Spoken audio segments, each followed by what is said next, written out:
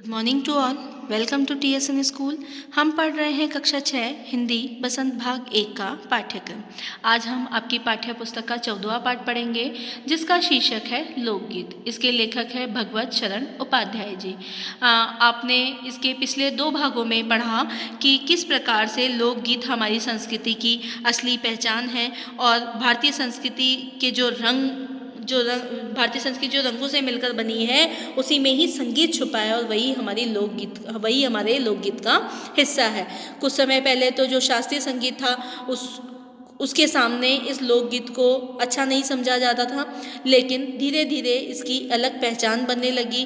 कई क्षेत्रों में लोग दलों में गीत गाते और नाचते थे। इसमें क्षेत्र विशेष के आधार पर इनको अलग अलग दर्जा दिया जाने लगा। जैसे राजस्थानी में ढोला मारू, पंजाबी में सोहनी महिवाल और गुजरात में गरबा और महीनों के हिसाब से भी ये गीत गाए जाते हैं। जैसे सावन में अलग गीत गाए जाते हैं, 12 मास के 12 महीनों के अलग, और बसंत ऋतु में चैता के गीत गाए जाते हैं। इस प्रकार के अलग अलग गीत यहाँ पर गाए जाते थे।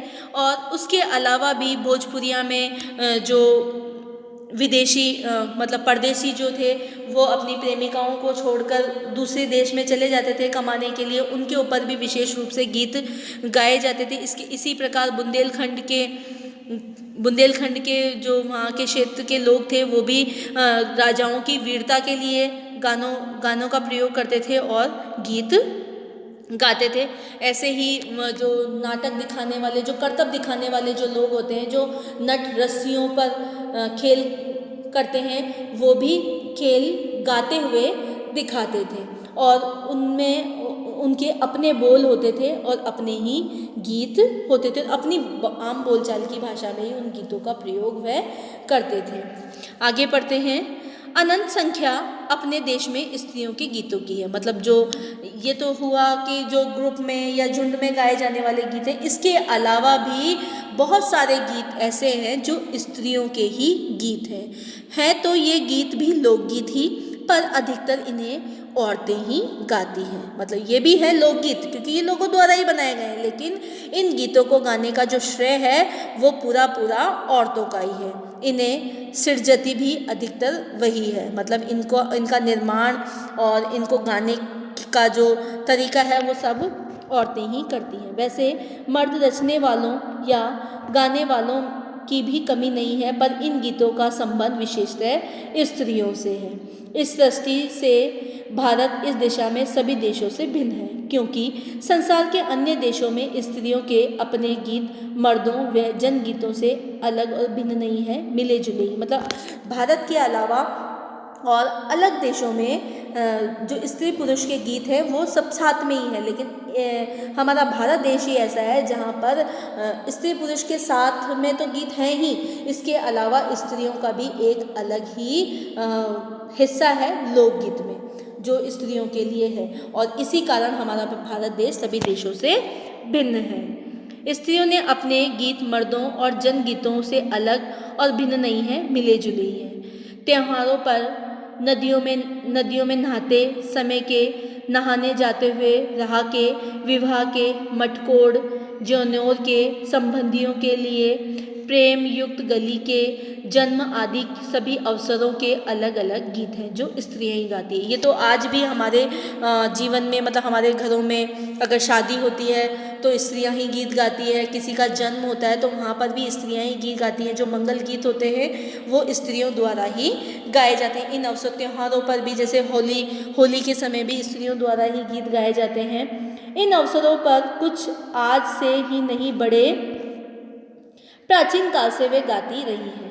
महाकवि कालिदास आदि ने भी अपने ग्रंथों में उनके गीतों का हवाला दिया है। मतलब ये सदियों से चले आ रहे हैं। मैंने आपको स्टार्टिंग में ही बताया ना कि ये जो लोकगीत हैं वो सदियों से ही चले आ रहे हैं और वही हमारी संस्कृति की असली पहचान है। तो अब ये जो स्त्रियों द्वारा गाए जाने वाले गीत हैं, ये महाकवि कालिदास के ग्रंथों में भी इन गीतों का हवाला दिया है। सोनर, बानी, सहरा आदि उनके अनंत गानों में से कुछ हैं, वैसे तो 12 माह पुरुषों के साथ नारियां भी गाती हैं। मतलब वैसे तो पुरुषों के साथ नारियों का गाना स्वाभाविक है, नारियां गाएंगी उनके साथ, लेकिन स्त्रियों का भी अपना एक अलग वर्चस्व है, स्त्रियों का अलग अपना एक हिस्सा है जिसमें सिर्फ स्त्रियां ही गीत गाती हैं। एक विशेष बात यह है कि नारियों के गाने साधारणतः अकेले नहीं गाए जाते, दल बांधकर गाए जाते हैं। अनेक कंठ एक साथ फूटते हैं, यद्यपि अधिकतर उनमें मेल नहीं होता, फिर भी त्योहारों और शुभ अवसरों पर वे बहुत ही भले लगते हैं। गाँवों और नगरों में गायिकाएँ भी होती है जो विवाह, जन्म आदि के अवसर पर गाने के लिए बुला ली जाती हैं। सभी ऋतुओं में स्त्रियाँ उल्लासित होकर दल बांधकर गाती हैं, पर होली, बरसात की कजरी आदि तो उनकी अपनी चीज़ है जो सुनते ही बनती है। मतलब लोग क्या है, शुभ अवसरों पर आजकल गायिकाओं को भी बुलाते हैं, लेकिन जो विवाह, जन्म आदि के अवसरों पर स्त्रियों द्वारा ही गीत गाए जाते हैं। इसके अलावा जो ऋतुएं होती है जैसे सावन में, फाल्गुन में, है ना, इसमें या होली, बरसात आदि में, है ना, इन्हीं चीज़ों में ये लोग दल बांधकर, मतलब ये जो स्त्रियां हैं दल बांधकर, मतलब दल में, झुंड में बनकर गीत गाती है और इनका एक अलग ही मजा होता है जो सुनते ही बनता है। पूरब की बोलियों में अधिकतर मैथिल, कोकिल, विद्यापति के गीत गाए जाते हैं, पर सारे देश के कश्मीर से कन्याकुमारी, केरल तक और काठियावाड़, गुजरात, राजस्थान से उड़ीसा, आंध्र प्रदेश तक अपने अपने विद्यापति हैं। मतलब अपने अपने विद्यापति मतलब अपने अपने ही गीतकार हैं।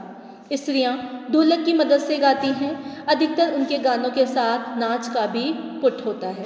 गुजरात का एक प्रकार का दलीय गायन गरबा है जिसे विशेष विधि के घेरे में घूम घूम कर गाती है। मतलब एक ढोलक तो है ही है इनका वाद्ययंत्र, लेकिन जो गुजरात की महिलाएं हैं वो ताली के माध्यम से गीतों का प्रवाह करती है। साथ ही लड़कियां भी बजाती है और बाजे का काम करती है। इसमें नाच गाने साथ चलते हैं। वस्तुतः यह नाच ही है नहीं है, सभी प्रांतों में यह लोकप्रिय हो जाता है। इसी प्रकार होली के अवसर पर ब्रज में रसिया चलता है जिसे दल के दल लोग गाते हैं, विशेष तौर पर स्त्रियां गाती हैं। मतलब होली के अवसर पर ब्रज में और गुजरात में गरबा नृत्य, ठीक है, राजस्थान में ये जो विवाह अवसरों पर गाए जाने वाले नृत्य, ठीक है। इसके अलावा गाँवों के गीतों के वास्तव में अनंत प्रकार हैं। जीवन जहाँ इठला इठला कर लहराता है वहाँ भला आनंद के स्रोतों की कमी हो सकती है।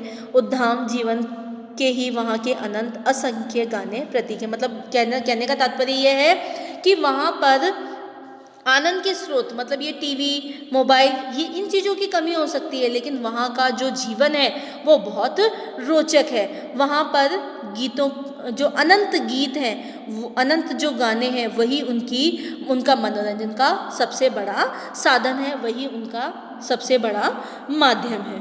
धन्यवाद।